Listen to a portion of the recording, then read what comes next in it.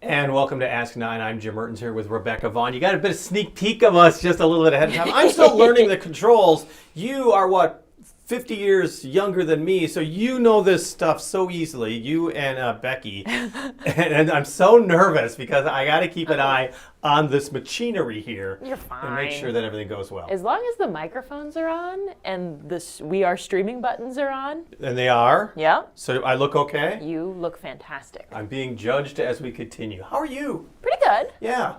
Yeah. Happy Monday. Exactly. You've had a busy couple of days reporting the news and what's going on. Well, you know, such is life. I think and here's the thing is that in so many different ways, people will always say all news is local. And you kind of sit there and go, I don't know what that means. Sure. Well, a lot of times when there are things that are happening all around the world, you try to find a local connection, and so often you do. And that takes us to you today, is that there was, of course, a Mexican cartel leader, the most powerful Mexican cartel leader, taken into custody, a shootout with Mexican authorities. He dies, and then after that, violence breaks out with the cartel striking back. Some 73 people, if not more, have been killed in the violence in some of Mexico's cities. I believe mostly the western part of Mexico. But if you also think about it, the western part of Mexico is also one of those places that is very popular for a tourist destination. So your story today has been pretty much reaction from Iowans that you could find who are either living there or vacationing there, and what they're actually seeing. Because we see, of course, some of the violence that's going on. We're being told that people are being told to shelter in place, but we're also being told that Sunday was one day where the violence was really getting out of hand in some areas. Today it's much different. Yeah, so I spoke with a couple of Iowans in Puerto Vallarta, and I mean, it's a big tourist area. We know people in the newsroom who have been there before as going on a vacation type of thing. And this time of year, you kind of alluded to it with your tease in our 5 o'clock news. Yeah. Right now is a huge time for tourists to be there. Specifically, I mean, what's the temperature outside right now? Oh yeah, exactly. When it's only single digits or well under 20, you look down there and the temperatures are very nice. 90 degrees today. Wow. 89, 90 degrees down there. So a lot of people, you know, we joke they're the snowbirds. They're the ones that kind of leave the area to find the warmer temperatures. But it's true. So I found this couple and I was able to talk to them today. And they go down, I think they said for the past 4 years they've been doing it. They've been visiting the area for much longer. The last 4 years consistently, they've been spending February and March there to kind of escape the Midwest winters. And they love the area. Mm-hmm. They love the people. They love, you know, you walk outside and the restaurants are there. I mean, you're right on the beach and the mountains are in the background. You kind of got the best of both worlds down there.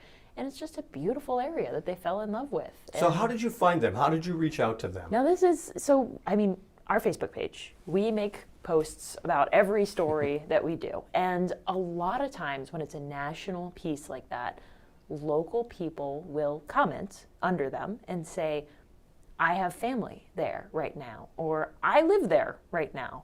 And it's been a wild ride the last 24 hours. So that's how I found the two. Well, I spoke with 3 people. Mm-hmm.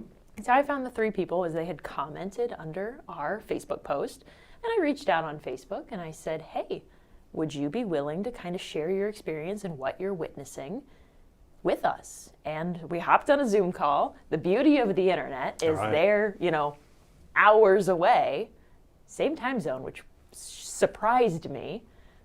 And we were able to talk and share their experiences. Well, we want to talk a little bit more about their experiences, but let's see the story as it aired, what you put on today as we took a look, as you said, these 3 people and what they're experiencing right now. This morning it was eerie. It was just like a ghost town. Patty and Robert Russo live and work near Dubuque, but they typically spend February and March in Mexico's warmer weather. But Sunday, they were told they needed to stay out of the nice weather and go indoors. Sure. Stay inside. Stay in until the area is by the secured windows by and military. Don't let people see you. During their brief moments outside, they could see the damage as the cartel retaliated after their leader was killed. And you could see different areas, new smoke that wasn't there before. Yeah, So new dark the dark smoke was Oh, and coming it from, smelled too. yeah, from It the was rubber, from the tires and plastic, et cetera, from the vehicles. Shops and roads were closed, flights were canceled. The scariest thing is stray bullets and things where there's fighting between cartel and government and security forces, trying to regain control and get control of the economy. And what they're doing is shutting down the economy for a day or sometimes two. Josh Now- Sterrett was born and raised in Cedar Rapids, but has lived in the Puerto Vallarta area on and off for the last 10 years. He said by Monday afternoon, life was starting to return to normal. And so people are getting back to normal. Restaurants aren't really open yet, right?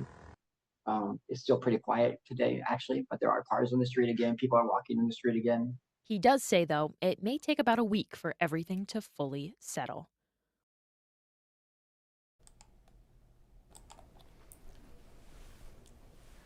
So that is what you were reporting on earlier, of course. And I think what was interesting, because we had talked about this, is that they're really not seeing the violence. They're not seeing, they said they smelled the smoke from the tires, of course. And I mean, Patty and Robert, they had been at a church. They were at a church when this was all going down.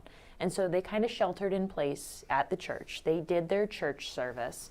And then they did have to go outside and walk back to where they were staying in their hotel condo. And when they were doing that, walking back, I mean, they saw the roads being blocked. They were told, hey, you can't come this way. And in this setting, we can explain all these details. Unfortunately, in a traditional newscast, we're a little bit more limited on the timing we get. So those types of things don't always make it into those newscasts, but they were able to see and be pretty up close. Most of the photos taken in and shown in that story were taken by Patty. So she was pretty up close and personal with the aftermath. Well, what it was saying, according to the Associated Press late this afternoon, and the city is Tapalpa. Okay. Is where he was captured, the drug lord who is known as El Mencho.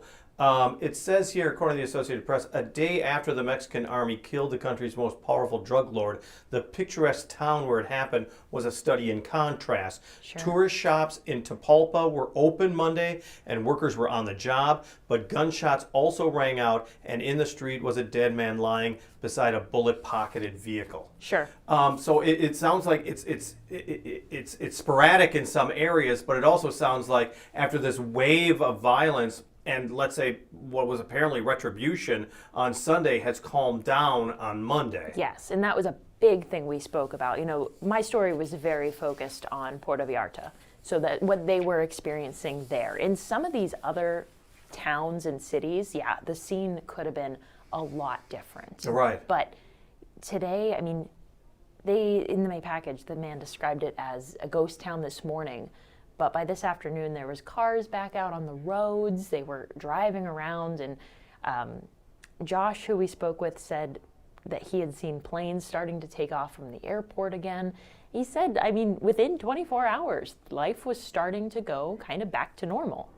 The big problem, though, is that this is all very fresh and all very new. Yes. And so any attacks, any counterattacks, any retribution, that could be coming days, weeks, months ahead of time. And so people are being told to be extra careful of where they go. Sure. And this was one of those things where, and Josh spoke on it pretty heavily, that this is very much between the cartel and the government.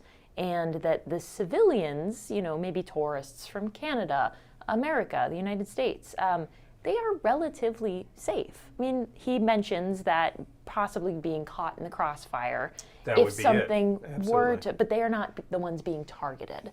The cartel is potentially targeting things that would impact and benefit the economy. So small gas stations are being caught on fire, but the cartel is doing it in a way, at least this is what Josh had told me, that it will have impact on the economy, but not the people. So they're telling these gas stations, hey, turn off the gas. We're going to catch it on fire. Because you don't want to lose popular support. That's the way the cartels are looking at it. You want to attack infrastructure, make the government pay for what it did, but not necessarily people. You don't want to turn people against them. Correct. Now, we have John. Well, let me first go to Patty and Robert. They're the ones that are vacationing there. They're the snowbirds. They're from Galena, I believe. They're from Galena, spent plenty of years living in Dubuque, have moved out of Dubuque, but still work there. Robert still works in Dubuque. And I want you to, because this is a little extra, one of the sound bites, one part of your interview that you don't get to see on the TV9 News. What are we going to hear from them? We're going to hear about,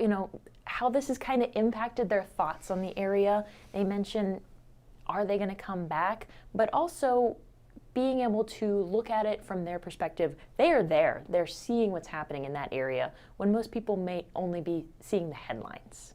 What thoughts are kind of going through your head from this place that you've, grown to love over the years? Yeah, This type of thing happening. Yeah, we discussed that. Are we gonna come back again? How is it going to change? And I feel bad for the locals. Oh, yeah. Just All because those people employed by the little stores. It's probably not as dire as you might read or see on TV.